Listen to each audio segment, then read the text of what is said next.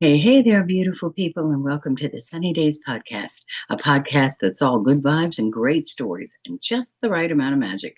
I'm your host, Dolly, and here we go. First up in our Sunny Daze Podcast, llamas on the loose at Cedar Point.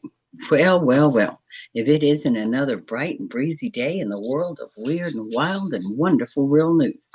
And today's headline, folks, is straight out of I can make this stuff up file. Because at Cedar Point Amusement Park in Ohio, yes, the land of the roller coasters and really dead curly fries, there was a llama escape. Yeah, and I don't mean llama drama as in the soap opera. I mean real life llamas just out there strutting. Three llamas, who are lovingly called Skippy, Dolly, and Sir Spitz-a-Lot, made a break for it from their little petting zoo pen and decided to take a leisurely stroll right alongside the amusement park's scenic railroad. Honey, these llamas were not running, they were parading. The cause of the escape? Well, rumor has it a third party cleaning crew left the gate open. Ugh, Yikes.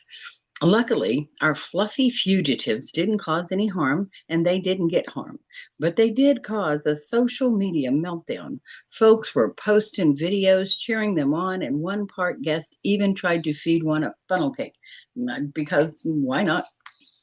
Now, before you think this is just some silly little side story, PETA stepped in and said, hold on, they're demanding an official investigation, suggesting this isn't the first time Cedar Point's furry VIPs have busted loose. The llamas just wanted to have some fun, right? And maybe, just maybe, the amusement park animals are secretly planning a reunion. You never know. Stay free, Skippy, stay fabulous, Dolly, and Sir Spitz-a-Lot. Don't you dare forget the sunscreen next time. All right, next up, Parker the Snow Dog, a political legend. Now, we've heard of these before, but already, y'all, let's talk about true leadership. Not the kind that debates in Congress or tweets their every thought. No, I'm talking paws on the ground, tail wagging, cookie loving, hug giving leadership. Let me introduce you to Parker the Snow Dog, aka the most adorable mare in the Rocky Mountains. Now, this wasn't some random cute title. Nope. In this picturesque town of Georgetown, Colorado, population just over 1,000 and mountains of charm, the townsfolk came together and said, you know what? We need a mayor who actually makes people smile. And Parker, well, he stepped up, fluffy feet first. Picture it, a big old Bernese mountain dog, decked out in a tie and glasses, being sworn in at a town hall packed with people. He put one paw on the biscuit of truth and promised to bring hugs, love, and tail wags to all. Okay, maybe not the biscuit part, but still, Parker was not new to the spotlight, by the way. Before his big political debut, he already was a well-known therapy dog and snow ambassador at ski resorts across Colorado. People loved him, kids adored him, and let's be honest, Parker's approval rating, A+. He would attend community events, he'd visit schools, ride in the parades, and post positive messages on social media. At this point, he was basically Colorado's Oprah, if you will. But with more fur and way fewer book clubs, Parker sadly passed away a couple of years ago, but not before building a legacy of love, unity, and unmatched snuggle policy.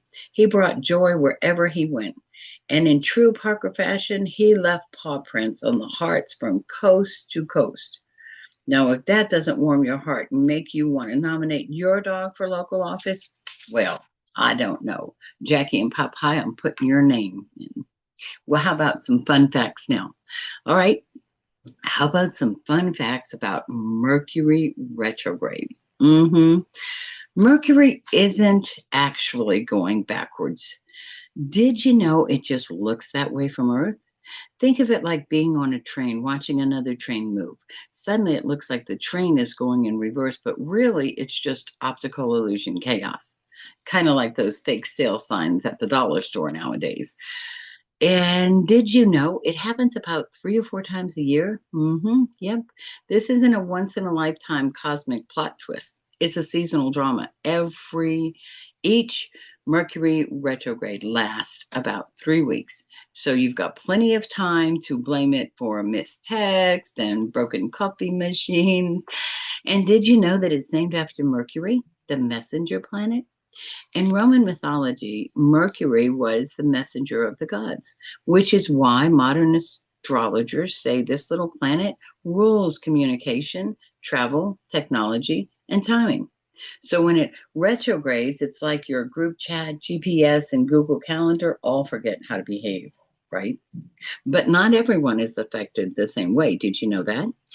People with Mercury ruled signs like Gemini and Virgo might feel it more intensely, while others may barely notice, unless you're an Aquarius, and then you're just chaotic year round, retrograde or not, right?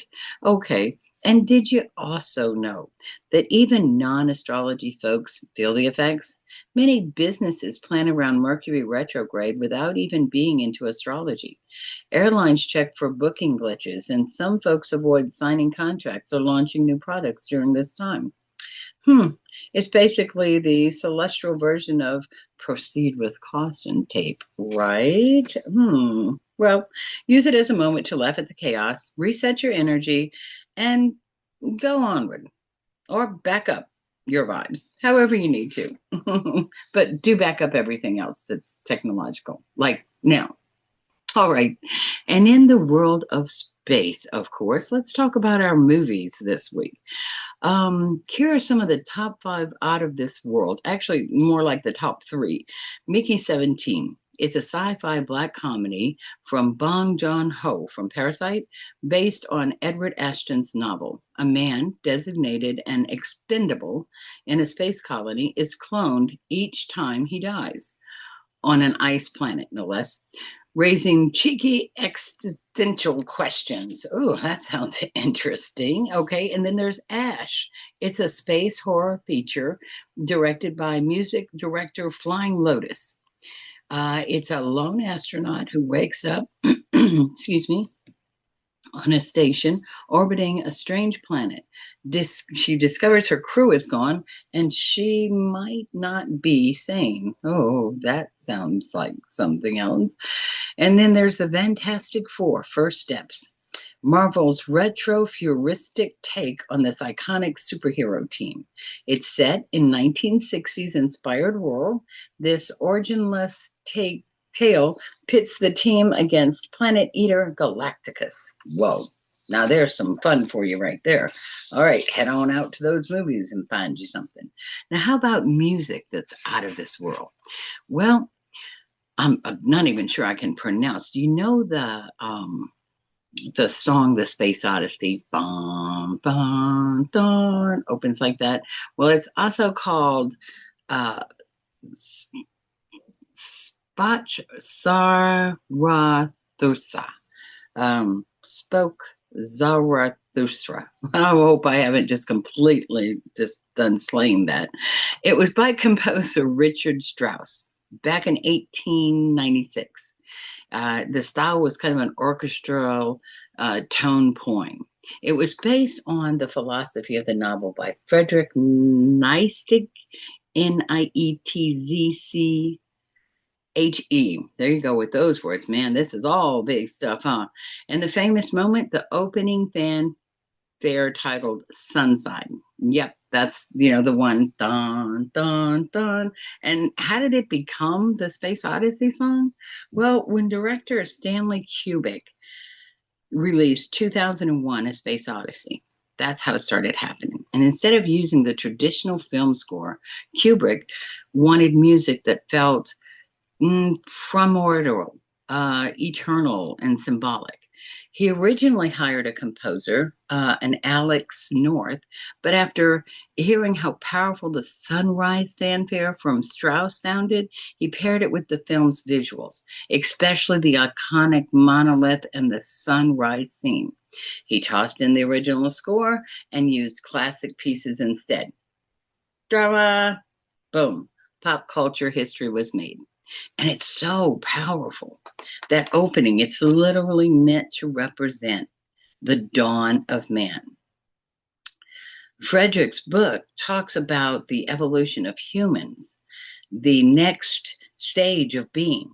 Kubrick took that concept, mashed it up with evolution, AI, space exploration, cosmic consciousness, and voila, the music became the theme of humanity's journey into the unknown. And where might you recognize it more popularly from? Of course, 2001: A Space Odyssey, but Elvis Presley also used it to open his concert in the 1970s, like a king entering space. It's been featured in countless parodies, TV shows, commercials, and even sports events. I even think it was in that movie, The Big Bus, if I'm not mistaken. Even electronic artists like Diodato and techno musicians have reimagined it. I'm sorry. So really a fascinating song. You gotta listen to a clip of that. Space Odyssey. That's kind of what we know it by. All right, now it's time for a Jolly Chat original. How about this one? Bananas on the Moon, the Astro Monkey Chronicles. Well, once upon a giggle and a half, in a tiny tropical village tucked beneath a fruit market with two tall trees, there lived Tango and Pico, two wildly curious monkeys with dreams bigger than their banana stash. And that was pretty big. Now, these weren't your average tree hoppers. Oh, no. Tango wore goggles for fun and believed every peanut shell held a secret message.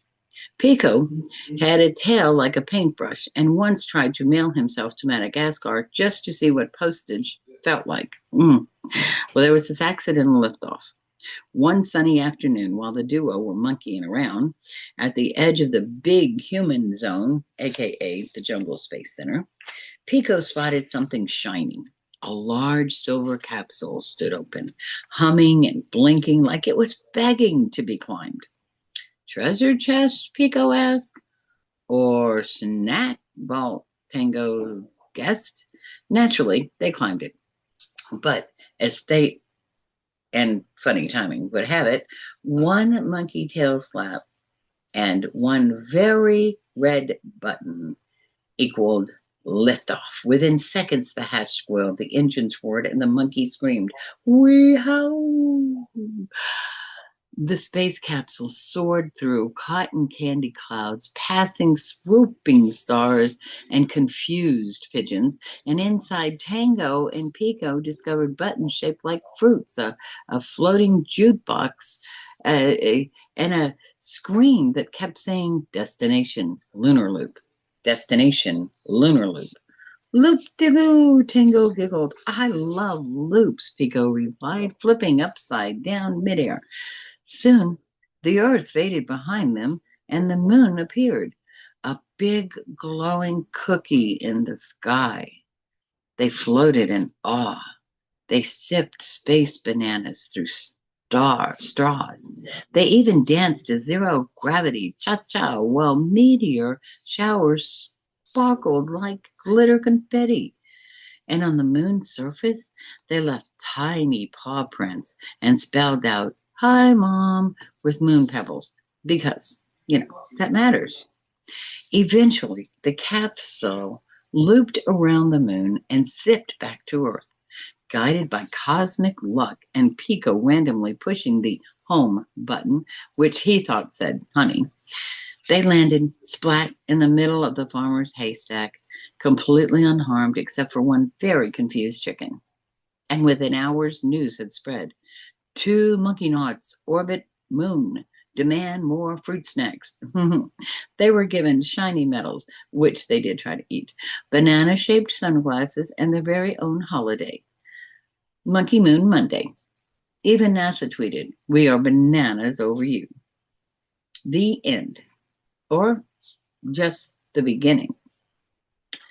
Moral of the story: sometimes the wildest journeys begin with a shiny button and a little curiosity, and maybe, just maybes, monkeys can really moonwalk. All right, beautiful souls, that's a wrap on today's Sunny Days. Remember, kindness is contagious, joy is a choice, and a little bit of magic is hiding in the everyday, if you're willing to look for it. So keep shining and keep smiling. And until next time, stay sunny, stay golden, and most importantly, stay you.